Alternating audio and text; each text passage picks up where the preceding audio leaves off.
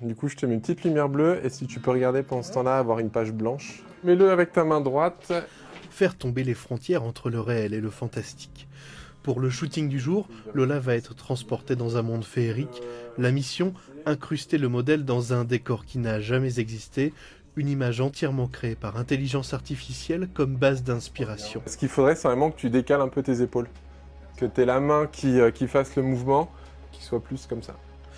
Une contrainte artistique qui nécessite beaucoup de préparation autour des lumières avant de prendre le premier cliché.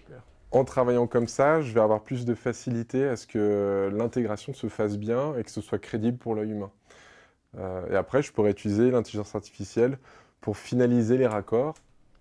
L'essentiel du travail reste à venir donc sur ordinateur. Donc là, cet effet ici me plaît bien, donc je vais au moins garder cette image-là, les autres je vais les enlever. Je vais commencer à travailler avec l'intelligence artificielle. J'ai cet outil-là qui va me permettre de choisir par exemple les lampes, là qui m'embêtent. Donc là, l'idée, c'est vraiment de me placer par rapport à mon personnage, qu'on a à peu près les mêmes proportions. Et fusionnent ainsi la photo réelle et l'arrière-plan imaginé par l'intelligence artificielle. Restent quelques retouches pour que la magie opère. Ça change complètement d'une photographie type portrait qu'on aurait l'habitude de voir. Mais c'est assez intéressant parce qu'on peut se retrouver un peu dans un univers qu'on ne pourrait pas avoir dans la réalité. J'aime bien ça, ce côté unique, différent, irréel. Les images générées par intelligence artificielle, Brice s'y consacre depuis 2 ans maintenant en parallèle de son métier de photographe. Un intérêt qui a payé puisqu'il a obtenu une médaille d'argent à l'été des portraits grâce à une vanité entièrement créée avec l'ordinateur.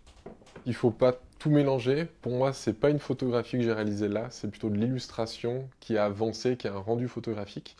La photographie, mais c'est toujours venir chercher l'humain, avoir un dialogue avec la personne et retranscrire soit une émotion, soit une envie.